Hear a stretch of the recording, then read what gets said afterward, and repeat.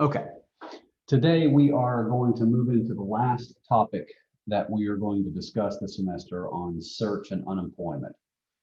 There are two, here we go, every time. Pen does not mean pen, apparently.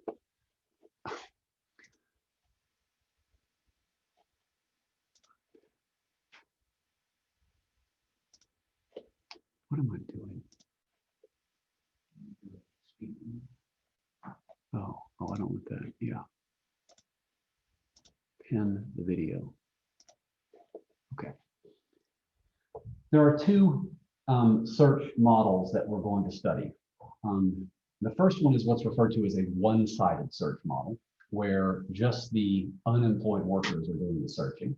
That model is attributed to McCall. I said Jovanovic in the last class. I was mistaken. I'd forgotten who originally wrote the article. It was McCall, very famous search model. The other is a two-sided search model, which is attributed to the guys that won the Nobel Prize recently,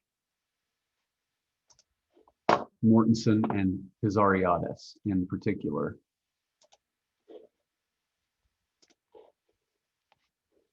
And we'll cover that. I'll have to make videos on that at some point down the road here, maybe perhaps over the Thanksgiving break, or maybe even in the week after Thanksgiving. Okay, more on that later. So unemployment, you guys know what the definition of unemployment is, right? It's the number of people who are jobless in an economy, but who are actively searching for work, right? It's not just people who don't have a job. You've got to be jobless, but actively seeking work. If you think about it, there's really no counterpart to that economic concept in any of the models we've talked about, right? These optimal growth models, neoclassical models, the Solow model, the OLG model. In those models, everyone just works one unit of labor inelastically. So it features full employment by assumption. Okay, those models aren't built to explain the types of fluctuations in the labor market and the unemployment rates that we actually see in the data. To do that, we have to develop or use a different class of models altogether. All right, which is what we're going to start doing. Even, excuse me, many of the models that you'll talk about next semester, like RBC models, are built on top of the neoclassical model. Asset pricing models, even new Keynesian sticky price models don't incorporate unemployment explicitly, okay? The models that we're going to start looking at today, however, are designed to look at just that very thing. Now, these particular models have to feature heterogeneity. They are not homogeneous or representative agent models. Why do they need to incorporate heterogeneity? Because we need to be able to study equilibrium where agents are engaging in potentially different activity, right? Some people will be working, some people will be engaged in job search and therefore unemployed, and perhaps other people will be just out of the labor force and enjoying leisure, okay? So because we have these different outcomes for different agents, we've got to look at a model that has heterogeneity, not homogeneity. That complicates the analysis somewhat, okay? Also, the models have to incorporate frictions. So these are not going to be frictionless models whereby the social planner's problem will be equal to or will generate the same allocations as the decentralized competitive outcomes. We're not going to look at the social planner problem. That's not going to be appropriate for these models because there are certain frictions that are built into the models that make it so that it takes time for agents who are unemployed and looking for a job to actually find work. That way the model can generate frictional unemployment as an equilibrium phenomenon, okay? So what are those particular frictions that we need to incorporate into the model? Okay, so like I said, we're going to divide the last section of the course into two different models. The first one we're going to talk about today exclusively is the one-sided labor search model attributed to McCall, okay? Now, This particular model is a partial equilibrium model in nature, not a general equilibrium model like the neoclassical growth models that we've been talking about. The reason why it is a partial equilibrium model is that the agents who are unemployed in the McCall framework face a distribution of wage offers when they are searching for work that is assumed to be fixed over time. And therefore, the wage offers that you get are going to be purely exogenous, right? So Chise, let's say that you are one of these unemployed agents in the McCall framework. Then every period that you're unemployed and you're searching for work, the way that you search for work is that you draw a wage from some exogenous and fixed distribution. That distribution does not change over time, okay?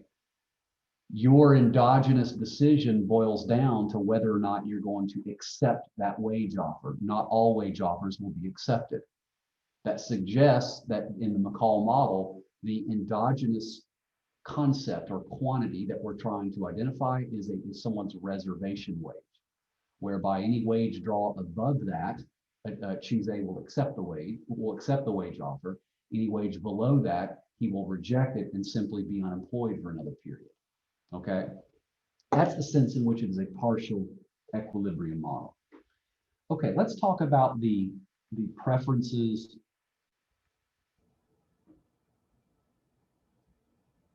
and technologies first before we start writing down the actual equations of the model.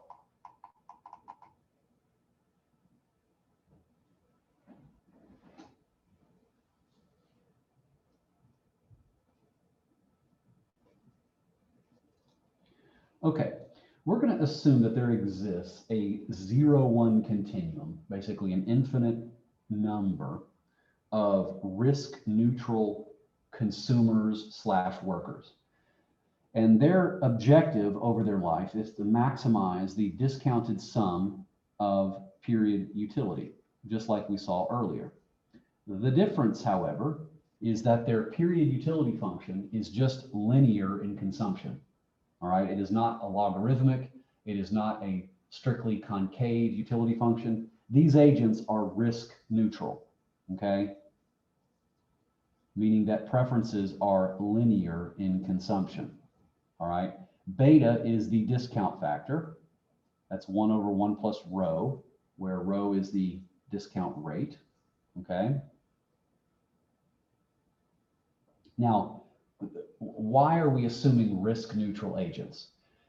Risk averse agents, that assumption is more useful, is more necessary for a model where you're trying to understand people's intertemporal consumption smoothing behavior, why people make optimal consumption and savings decisions the way they do.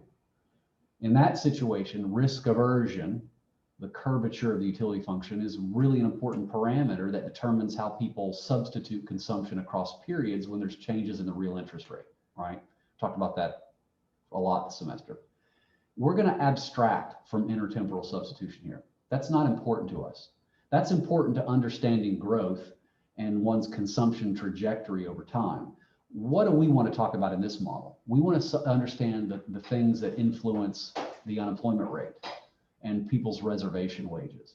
So we're going to assume that agents are risk neutral and that therefore their consumption is just linear every period. So there's no savings going on here. There's no intertemporal consumption smoothing, okay? There's also, you'll notice that there's no disutility from labor effort, right? And nor is there any disutility from search effort. Utility strictly depends on what you consume, all right? Any questions so far? Okay, there also exists many different jobs in this economy. Remember, it's a heterogeneous agent model. And those jobs differ according to the wage that is assigned to those particular jobs. That wage we'll call W.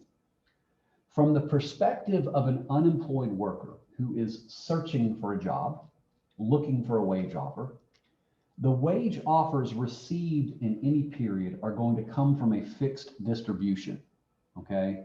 That distribution I'm going to call f of w.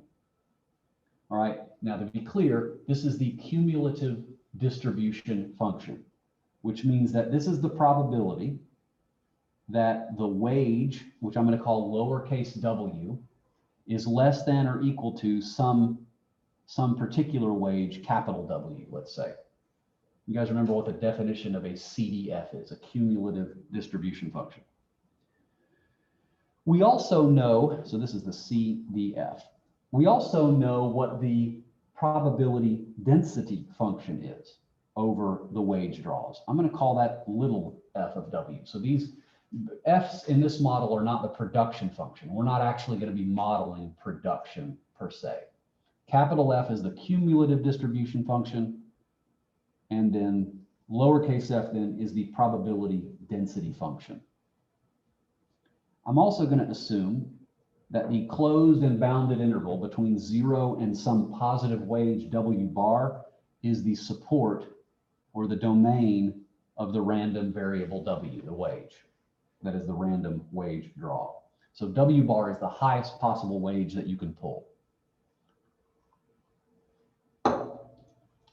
Okay, do you guys remember, just to be clear, I want to make sure everybody knows it, the definition of a cumulative distribution function? So for instance, f of, let's say, W1 would be equal to the integral from 0 to W1, since 0 is the lowest wage possible, of f of W dW, right? And that is the probability that W is less than or equal to W1. You guys remember how to interpret that? So these cumulative distribution functions will be important in the analysis of this model. Okay. What does consumption look like? Consumption is simply going to be equal to the wage if employed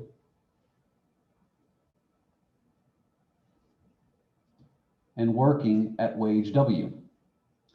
If you're unemployed, however, you're going to receive an unemployment benefit, presumably from the government or from some risk pooling organization in the model, which we'll treat just as exogenous. So B is that unemployment benefit or unemployment insurance.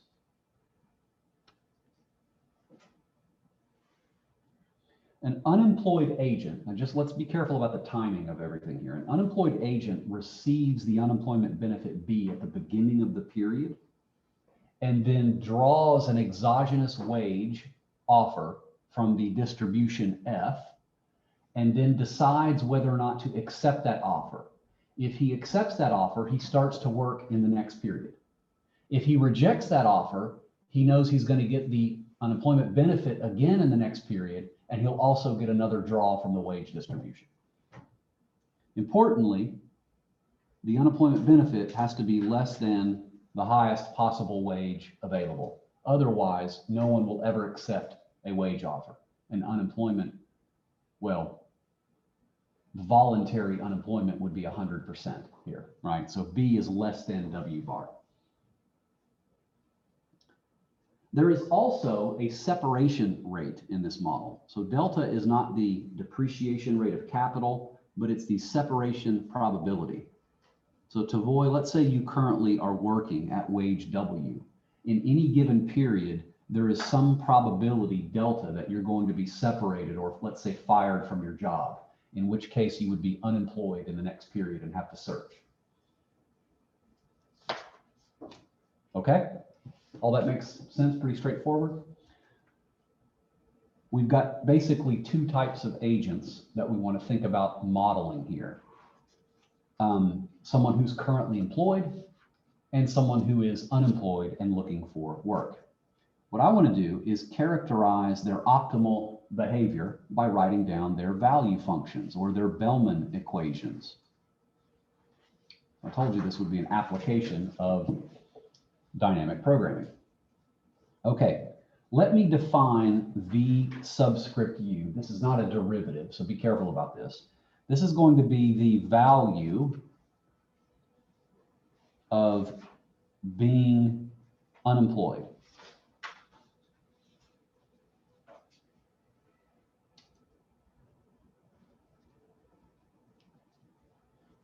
And it's the value of being unemployed from the perspective of someone who is standing at the very end of some period T.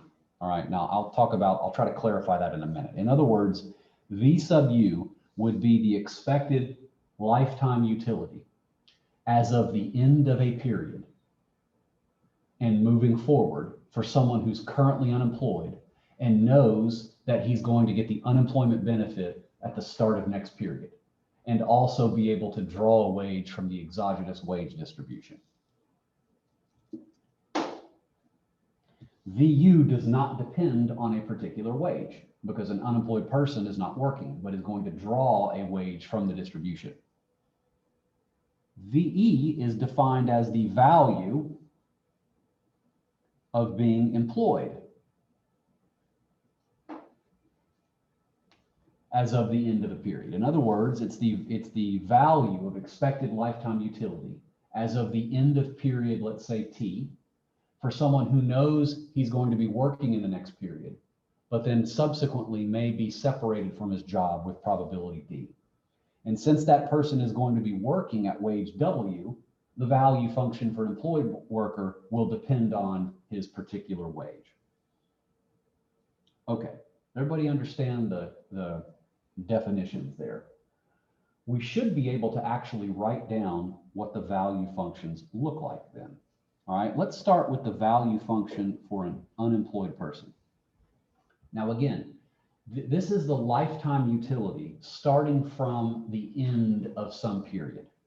So the value function for an unemployed person is going to be equal to the discounted value of the unemployed benefit that they get at the start of the next period. Okay. This timing assumption is done for simplicity. Now you'll see how the arithmetic simplifies here in a minute. Plus the discounted value of the continuation return. Remember how we set up a Bellman equation? A Bellman equation is the value function is equal to the optimal current return, which would be the unemployment benefit, plus the discounted expected continuation return. Now, how do we write down the continuation return for an unemployed worker? Well, an unemployed worker is going to draw a wage from this exogenous distribution in the next period, right? And he is going to accept that wage offer if the wage is high enough such that the value of being employed subsequently exceeds the value of further unemployment, right? So the continuation value next period is going to be equal to the max of either VE or VU. Now be careful about this, okay? Because really what in the Bellman equation, it is the expected discounted continuation value. So the Bellman equation here is going to be equal to the discounted value of the unemployment benefit, that's the current return, plus the expected discounted value of being able to sample from the distribution in the next period.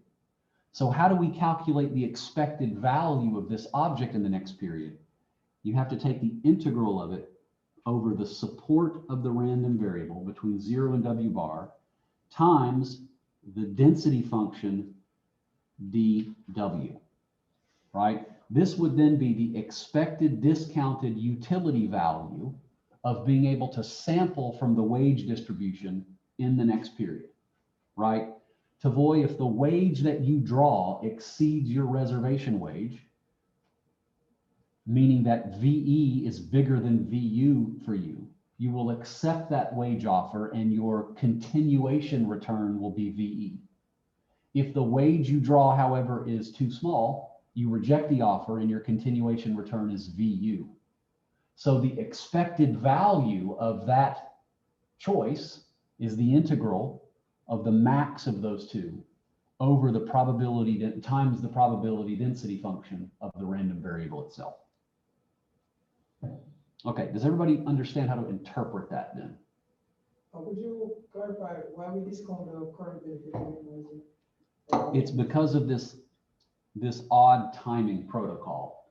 I'm just simply defining the value function as of the end of the previous period, right? So it's going to be, and this, but you don't have to do it like this, okay? You can assume that it's from the start of the period, but putting a beta here simplifies the arithmetic a little bit, but doesn't change the results. So if staying unemployed ends up being the maximum, then why is the function of the wage still multiplied by like? Well, you've got to take the expected value of that. Okay. You standing at the end of the previous period, you don't know if the wage you draw is going to be accepted or not. And so you end up having to take the expected value over this particular object, that is the max of VE or VU. So you integrate it over 0 to W bar times the attaching a probability to each possible wage you could draw. You know what that distribution is. Mhm. What about the value function for an employed worker? Again, as of the end of the previous period. Well, the employed worker knows that he's going to be working at wage W next period, and so that's what his consumption is going to be. So it's the wage discounted back one period. But what is the expected continuation return for an employed worker? Well, with probability delta, you get fired, and so your continuation return is going to be VU. But with probability 1 minus delta, you keep your job, and your continuation return is again VE of W. This one may be a little bit more straightforward to understand. Now, notice here that the continuation return depends on the same wage that you currently have. What does that imply? That implies that there are no quits in this model. In other words, Chise, if you accept a job today at wage W, you will keep that job until you get separated exogenously. You will never quit your job voluntarily and go pull another wage from the distribution. Some models incorporate quits or endogenous separations. This one does not. So this is a no quitting model.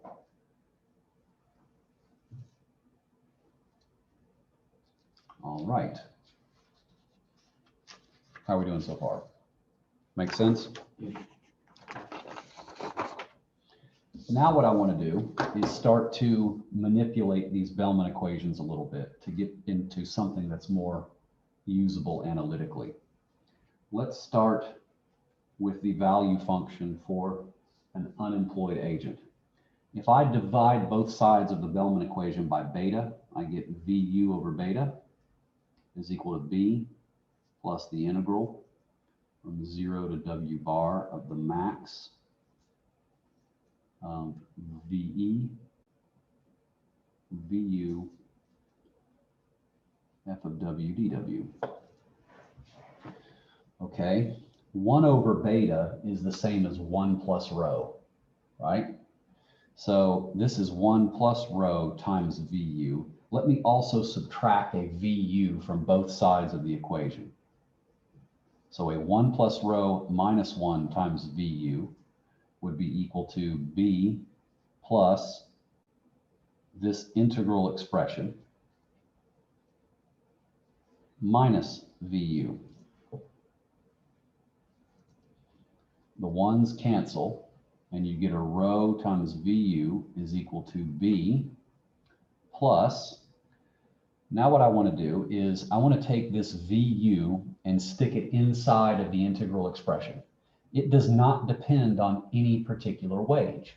So you can do that quite easily. That would be the integral from 0 to W bar of the max of VEW, VU, minus VU, quantity, FWDW. Guys see how I did that? Now let me do one more manipulation. I'm going to plug this VU inside of the max operator. And so this becomes rho VU is equal to B plus the integral from 0 to W bar of the max of VEW minus VU, comma, 0, FW, DW. Okay? So this is equivalent to the original Bellman equation I wrote down for an unemployed worker. Let's do the Bellman equation for an employed worker. If I divide both sides by beta, you get W plus delta VU plus 1 minus delta VE. Was that me? Okay, sorry. 1 over beta is the same as 1 plus rho, right? And let me subtract this 1 minus delta VE from both sides. So minus 1 plus delta VE is equal to W plus delta VU. Cancel, cancel. And we get that VE of W is just equal to the wage plus delta VU divided by rho plus delta.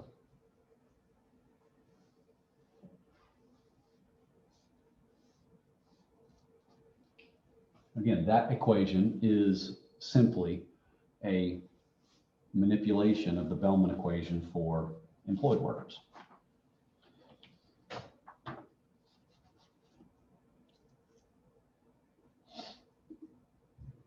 All right. You will notice that if we take the derivative of the value function for an employed worker with respect to the wage, that we get 1 over rho plus delta, which is a positive number, clearly. In other words, the value function for an employed worker is strictly increasing in the wage. I think that's obvious. The higher the wage that you draw, the higher your consumption is going to be over time, at least until you get separated from your job. Therefore, your lifetime utility is going to be higher. Okay?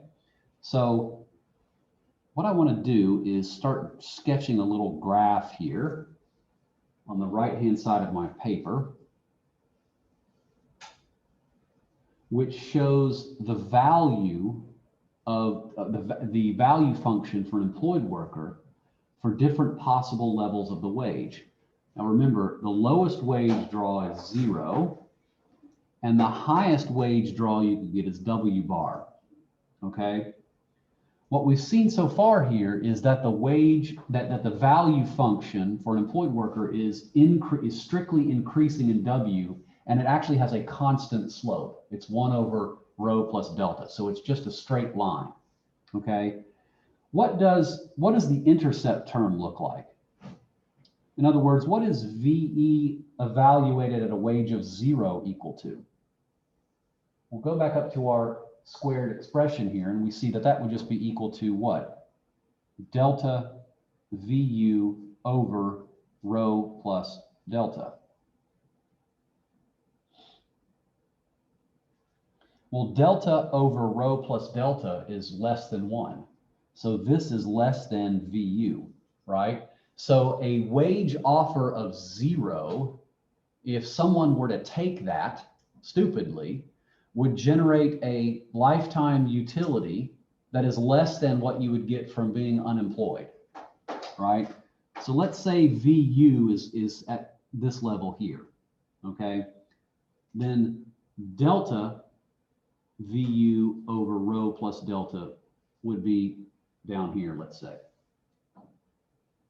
Now, we know that the value function for an employed worker is strictly increasing.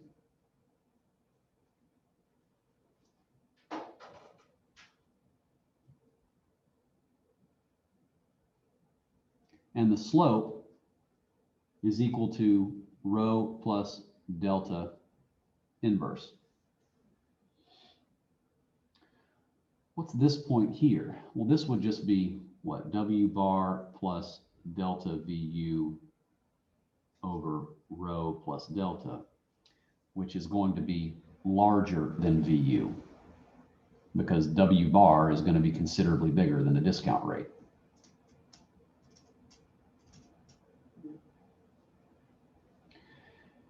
Okay, the value function for an unemployed worker is fixed. Well, it's not fixed, but it's independent of the way of any particular wage that you draw, right? What this means then is, hopefully you can see from this graph that there's going to exist some W star such that the value function from employment is greater than or equal to the value function from unemployment for all W greater than or equal to W star. That's going to occur right here, right? Any W bigger than W star, the value of employment exceeds the value of unemployment.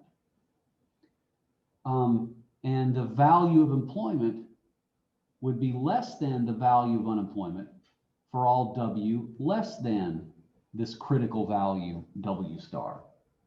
What do we call this particular wage? This is one's reservation wage, right? If you were, Chise, to draw a wage that exceeds W star, you would accept that offer because the value function from employment would exceed the value function from unemployment. If instead your wage draw was less than W star, you would reject that offer, okay?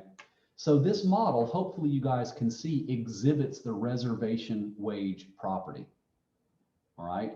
And so there is really only one endogenous choice that everything kind of boils down to in this model, right? If you're working at some wage W that exceeds your reservation wage, you don't make any economic decisions in this model. You just show up to work, you get your wage, you go home and you eat, and you show up to work the next day as long as you still have a job. If you're unemployed, you also really aren't making any decisions other than the one decision, which is whether or not to accept the wage offer that you receive from this exogenous distribution. So the analytical thing that we're after here is to characterize what the actual reservation wage is. That is the endogenous variable, the relevant endogenous variable in this model, is to characterize what that reservation wage is, meaning, does it exist? Is it uniquely determined? And how does that reservation wage depend on the other exogenous features in the model, like the unemployment benefit, or the separation rate, or the discount rate? Once we do that step, we can then build on top of this an actual model of unemployment, where unemployment is defined as the flows into unemployment minus the flows of people out of unemployment back into employment. Those depend on these various probabilities, like the separation rate and the exogenous, the endogenous acceptance rate based on what the reservation wage is. So what we'll be able to do by the end of the next class is see how things like reservation wages and the levels of unemployment would respond to things like higher unemployment benefits, or higher separation rates, or higher discount rates. We want to compute some useful and interesting comparative statics, okay? But to do that, we need to analytically characterize the reservation wage.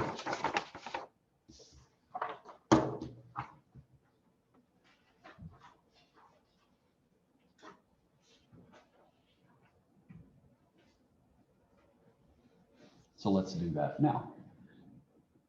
Okay, what do we know about the reservation wage? It must satisfy the following equation.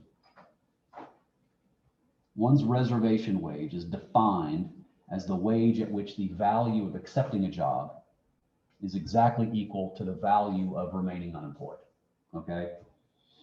Now, what was the value function from having a job at wage W equal to? It was W plus delta VU over rho plus delta, right? We got that on the last page. VE of W star is then just W star plus delta VU over rho plus delta. Well, the value of an employed worker at the reservation wage, we know, is exactly equal to the value of being unemployed. That's the definition.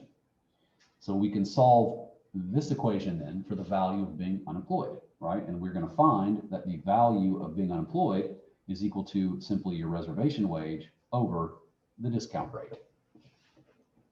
Pretty cool.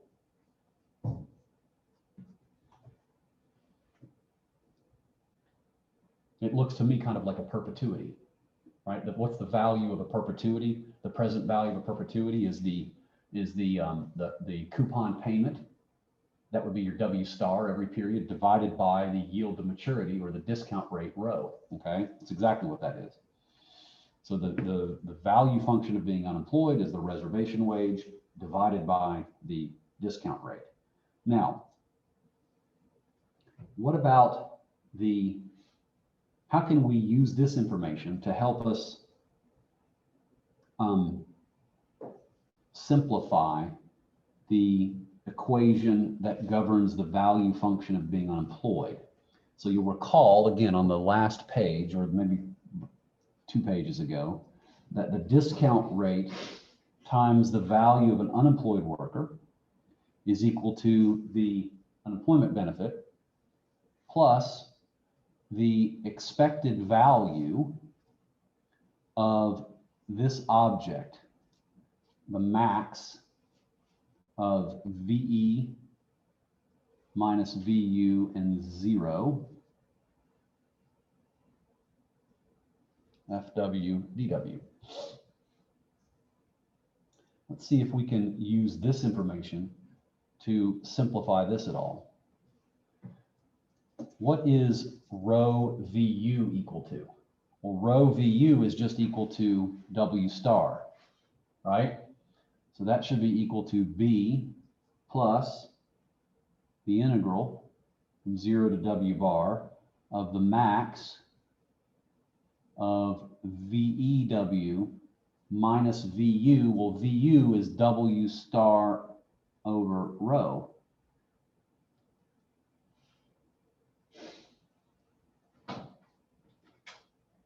Okay, well, that's equal to B plus the integral 0 to W bar of the max. Now, what is VE equal to? Again, that bracketed expression, or the expression that I put a square around on the last page, says that VE was equal to W plus delta VU over rho plus delta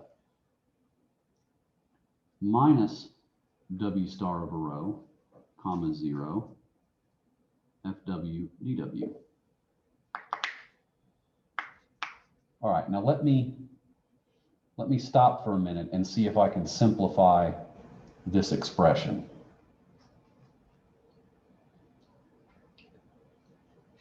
So W plus delta VU over rho plus delta minus W star over rho should be equal to W plus delta VU over rho plus delta minus, let's see, W star over rho is just VU. So if we combine these two terms, you're going to find that that's equal to W minus rho VU divided by rho plus delta. All right, so W plus delta VU minus rho VU minus delta VU over rho plus delta is this. We can simplify this one more time by recognizing that rho times VU is just W star. So this is the difference between the wage and the reservation wage divided by rho plus delta. Okay. Therefore, the reservation wage should be equal to B plus the integral from 0 to W bar of the max of, let's see, this is now W minus W star over rho plus delta, comma 0, f of W dW.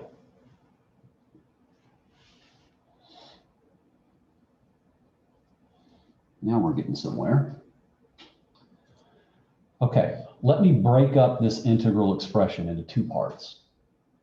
I want to evaluate it from 0 to W star, and then from W star to W bar, right? So this is B plus the integral from 0 to W star. Now, if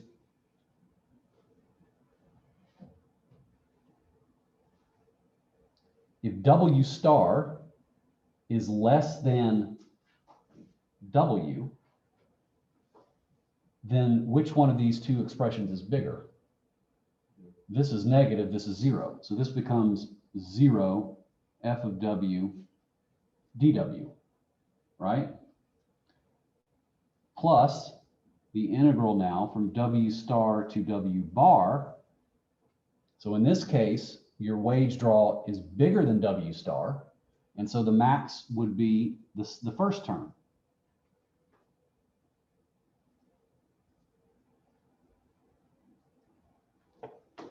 That's helpful because this expression here would then just go to 0.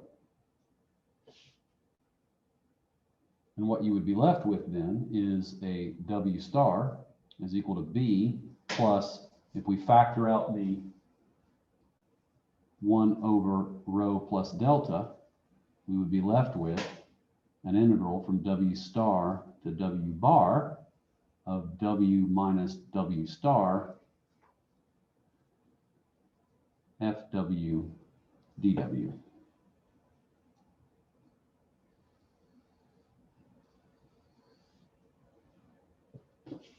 Okay, so this is where I've gotten so far. Again, let's try to keep our eyes on the prize here. What are we trying to do? We're trying to derive an equation that we can use in order to prove the existence and uniqueness of the reservation wage.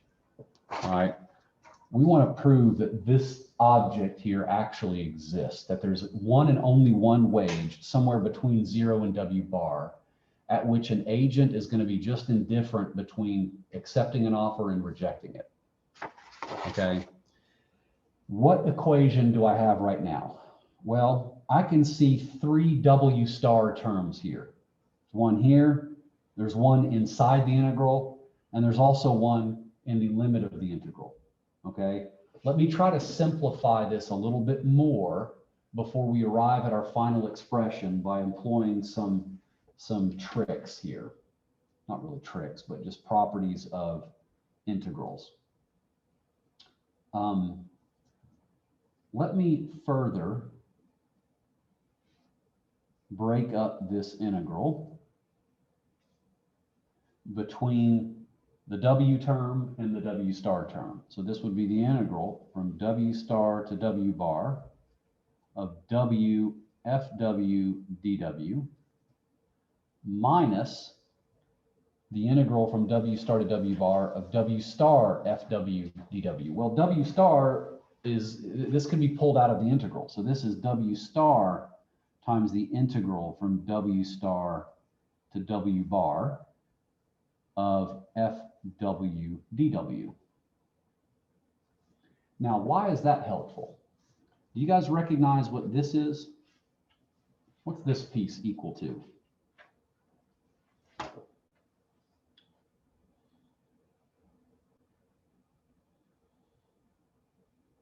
That basically adds up the area under the probability density function between W star and W bar, right? In other words, it should be equal to 1 minus capital F of W star. Remember what capital F is. Capital F of W star is the probability that W is less than or equal to W star, right? So if we add up the area under the probability density function, that is, we integrate the PDF from 0 to W star, we get F of W star. If instead we integrate from W star to W bar, you're going to get 1 minus that probability.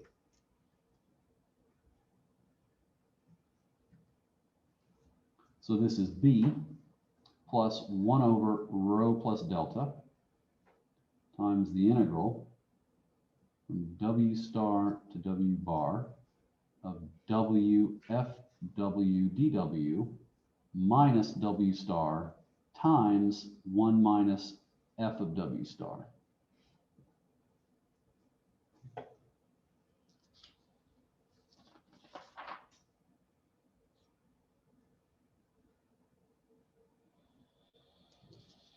Okay.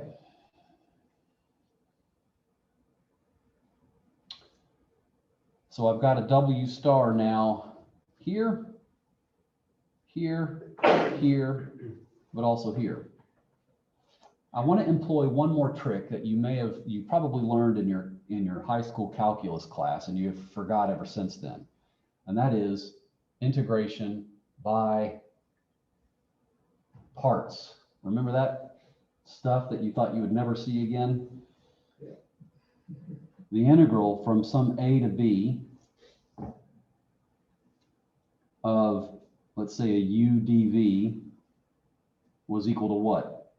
UV evaluated at B minus UV evaluated at A minus the integral from A to B of V du. We want to evaluate this integral expression here, but we're going to have to do so by using integration by parts, okay? So what do I want to define? Let me define U here as my variable transformation. That's the W, okay?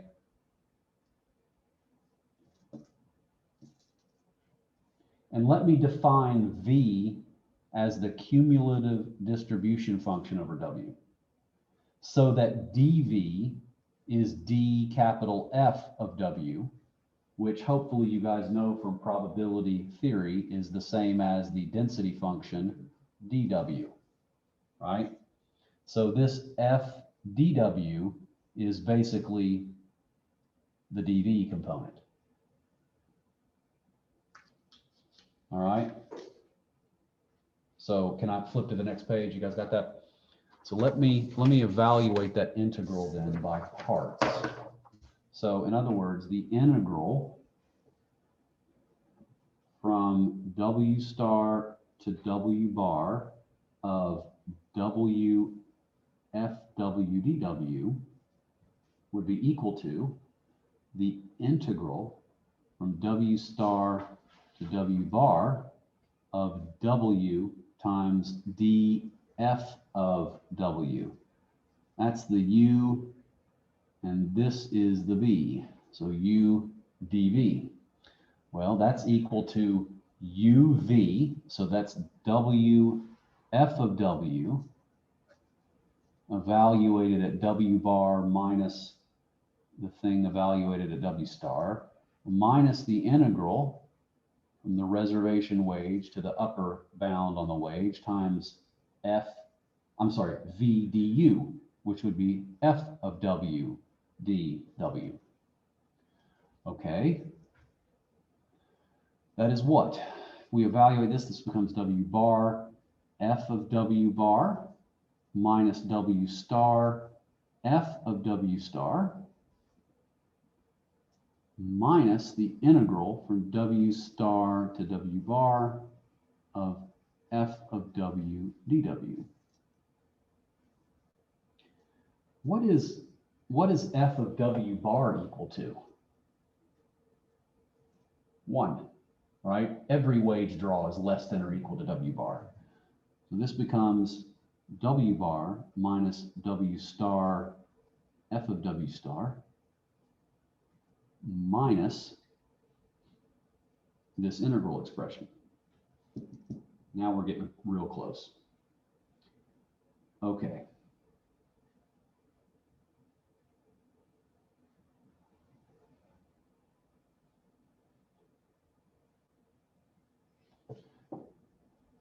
So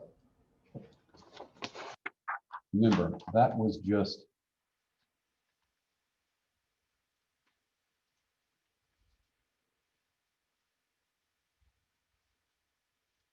that was just this piece that we evaluated, right? So let me go back and rewrite this whole equation by substituting in that piece that I found right here. So it becomes the reservation wage, W star, is equal to the unemployment benefit plus 1 over rho plus delta times quantity. This integral expression that we evaluated by parts, which is W bar minus W star F of W star minus the integral from W star to W bar of F of W dW. And then there's also a minus W star plus a W star F of W star.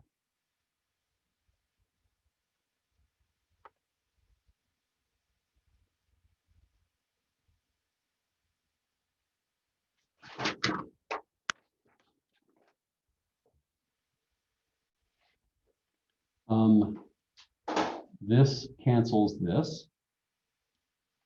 And we get B plus 1 over rho plus delta times, let me combine the W bar minus the W star. And then we have a minus integral W star to W bar of F of W dW.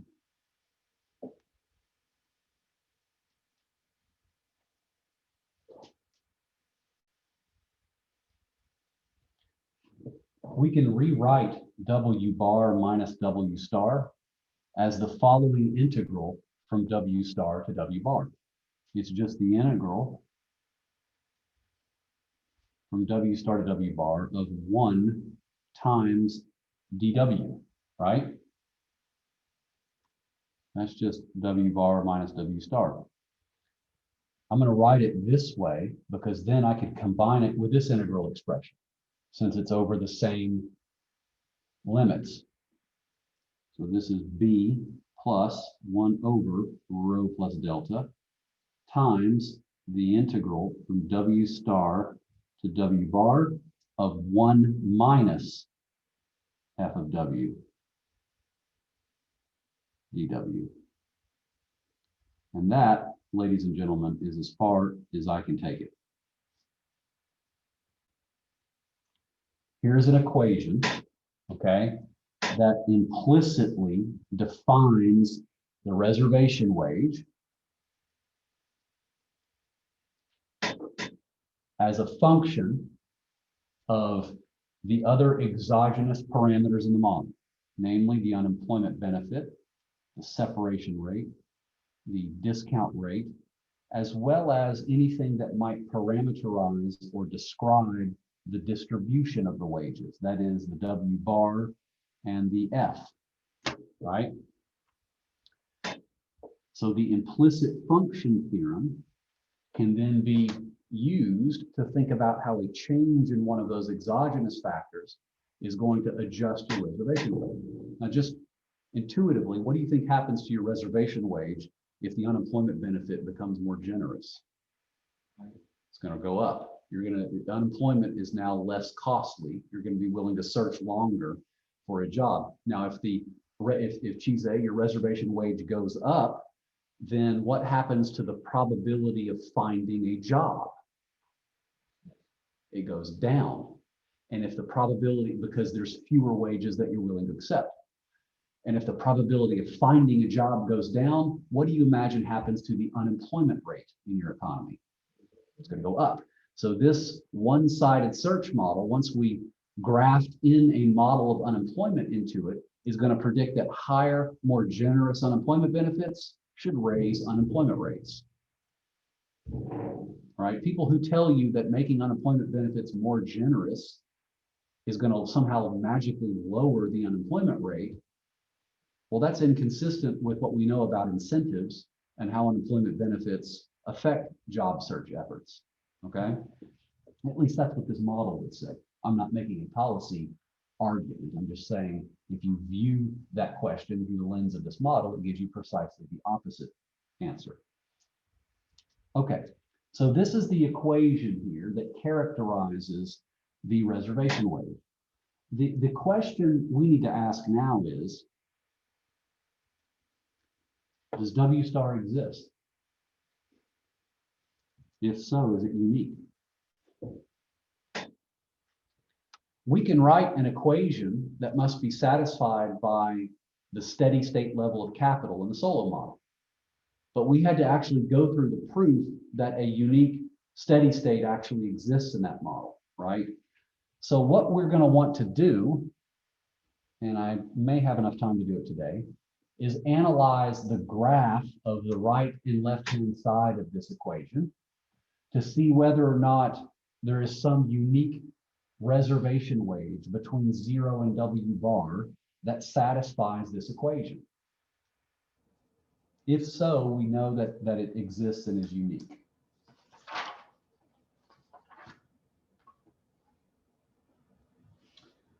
Okay, let me define the right. So we've got W star is equal to B plus 1 over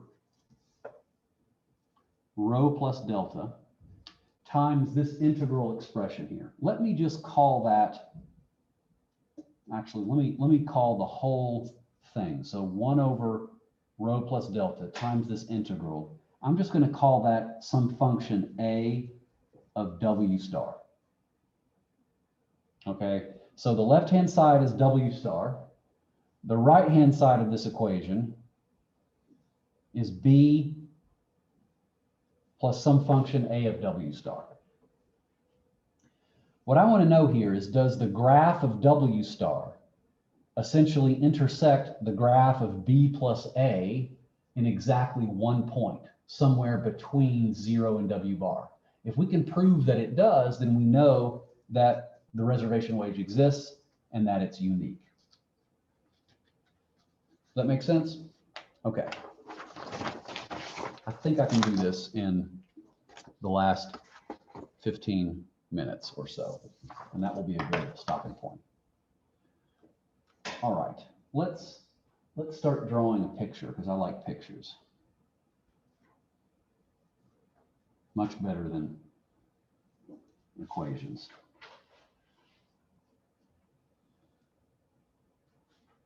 On the horizontal axis, I'm going to draw different potential candidates for the reservation wage. We know it's got to be somewhere between 0 and W bar, right?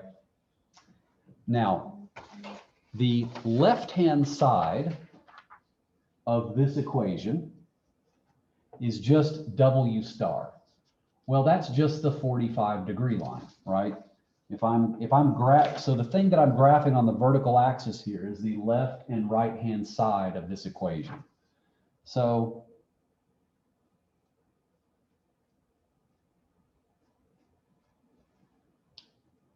this 45-degree line tells us what the left-hand side of the graph looks like. Let's just call that G of W star is equal to B plus A of W star, right? Where G of W star is just equal to W star. In other words, it's an equation with a 0 intercept and a slope of 1.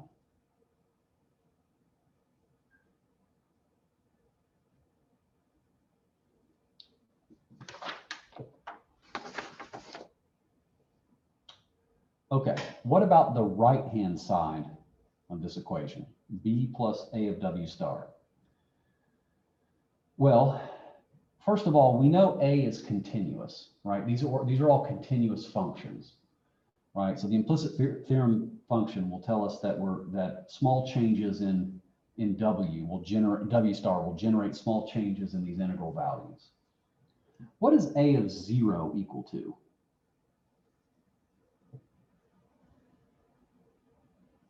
Well, A of 0 is, let's see, 1 over rho plus delta times the integral from 0 to W bar of 1 minus F of W dW. Well, 1 minus F of W is just a probability, so it's got to be bigger than or equal to 0, right?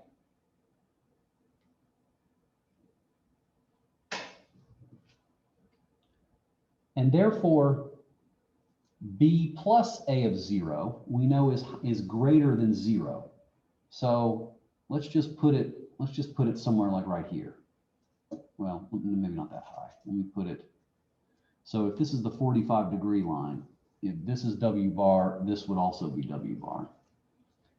So let's just assume that a of 0 plus b is right here, where a of 0 is 1 over rho plus delta. That's a pretty big number because rho and delta are going to be small, times this integral of some positive probability, okay?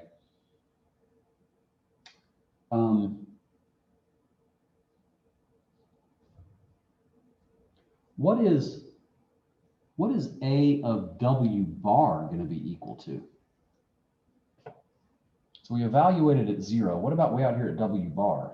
Well, that's 1 over rho plus delta times the integral from W bar to W bar of 1 minus f of W dW. What's that equal to? An integral from W bar to W bar is just going to be 0, right? We're talking about point mass there. And so that's equal to 0. And so that means then that a of 0, I'm sorry, at W bar, what would the right-hand side look like? It would just be equal to B, correct? Well, let's say that B is something like right here.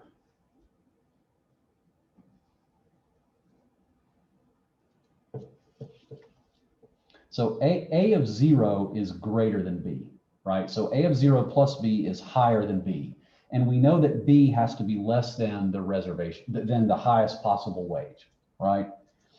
So A of W bar plus B is just equal to B.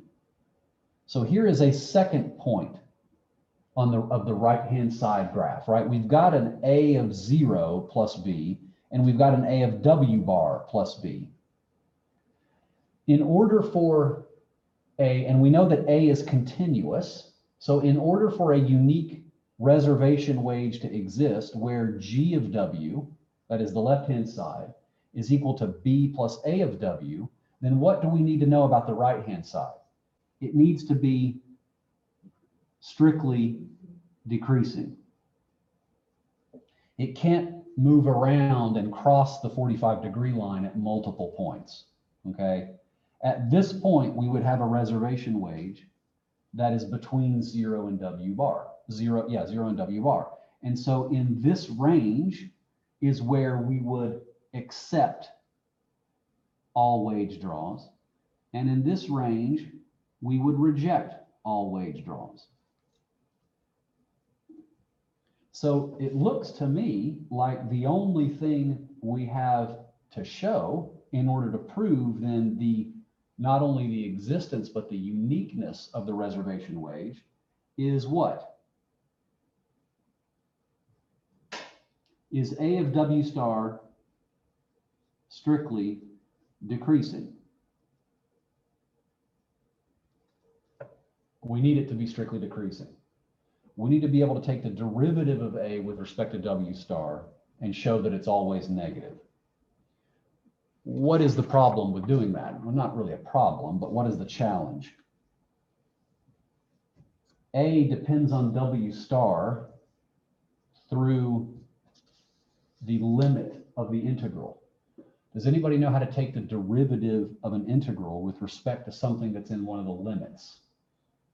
Why not, Ben? You're out of the program. What do you mean you don't know that? There's a particular technique. What technique? I'm talking to Pon, Gendapon, and asking why you didn't cover Leibniz's rule in math camp.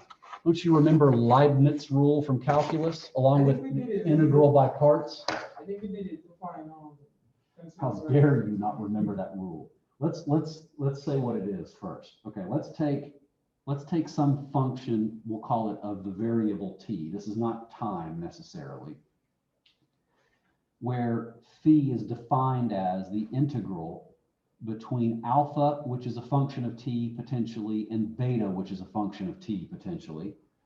And the integrand is some function, let's say, of both x and t times dx, right? For all t between, let's say, some constant c and some constant d. Leibniz's rule says that the derivative of phi with respect to t is the following expression. You take the integrand and you evaluate it at the upper limit. So that would be beta to the t comma t. And then you multiply the derivative of the upper limit with respect to t. You then subtract from that the integrand evaluated at the lower limit, multiplied by the derivative of the lower limit with respect to t. And then you add to that the integral from alpha t to beta t of the derivative of the integrand now with respect to t.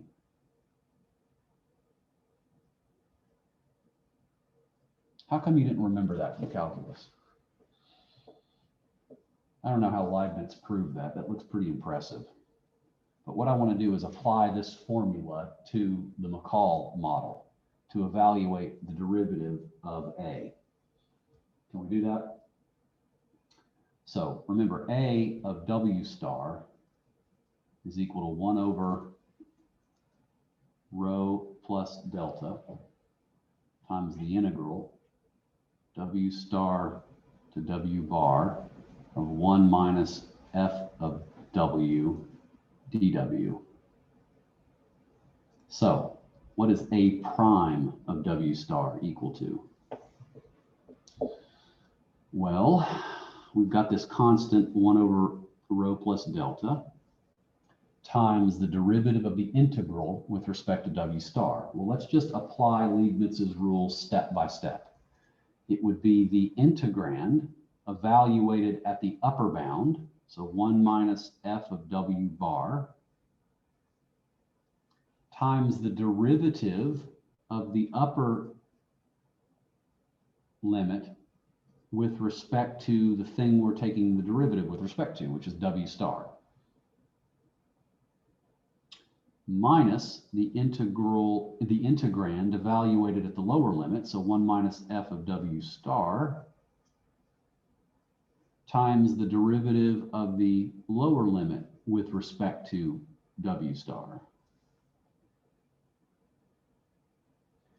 plus the integral from W star to W bar times the derivative with respect to W star of the integrand, which is 1 minus F of W dW. You guys follow that? Okay. A lot of this goes away. What's dW bar, dW star? 0. W bar is independent. It doesn't change just because the reservation wage changes. That's the upper bound. What is dW star with respect to W star? Well, that's equal to 1, obviously. What is the derivative of this cumulative distribution function with respect to W star? It's 0. It doesn't depend on W star, right?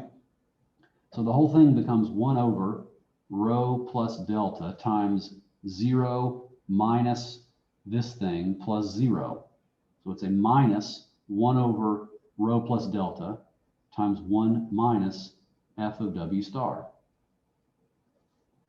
F of W star is a positive fraction, so this is a positive times a negative. Oh boy, look at that. A is strictly decreasing, and so it intersects on the right-hand side of that graph at only 1 point. So therefore, there exists a unique reservation wage in the McCall model. Furthermore, we know actually a little bit something else too, is that this function here is actually concave towards the origin, right? And we know that because the second derivative of A with respect to W star would be equal to what? 1 over rho plus delta times F prime of W star, which is a positive number. So it's convex towards the origin.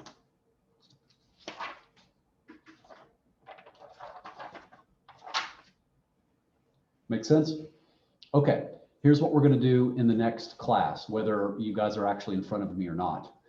We're going to do some comparative static exercises. Mainly, we want to know how the reservation wage changes when the unemployment benefit changes, when the discount rate changes, and when the separation rate changes. Those are important comparative statics to do because they're going to help us understand then how those same exogenous effects have an effect on the economy's unemployment rate. So far, we haven't talked about unemployment per se. The model doesn't predict anything about the unemployment rate. We want to build on top of this McCall model what's sometimes referred to as a lake pond model, where the lake is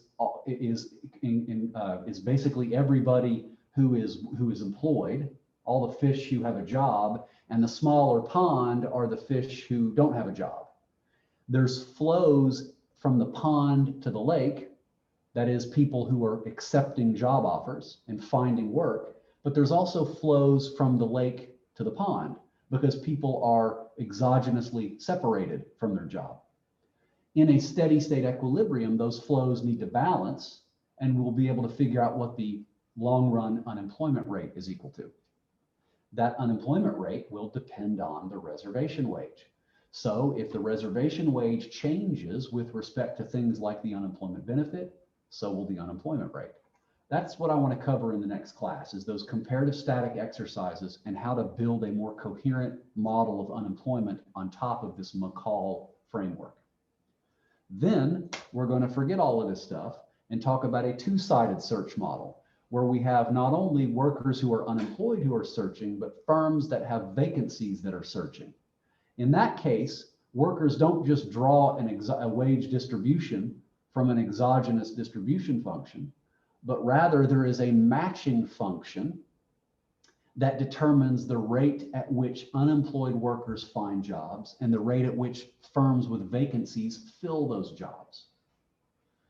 Those rates will be endogenous and will depend on the degree of labor market tightness in the model. That is, the number of workers who are, the labor market tightness is defined as the number of vacancies that are open divided by the number of unemployed workers who are actually searching.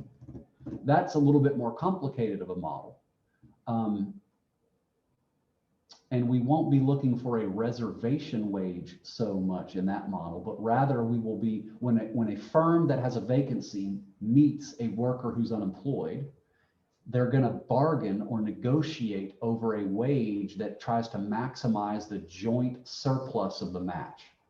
The way in which they bargain over that wage is through a Nash equilibrium process. Okay, so that model is a little different, but is also useful for trying to explain unemployment.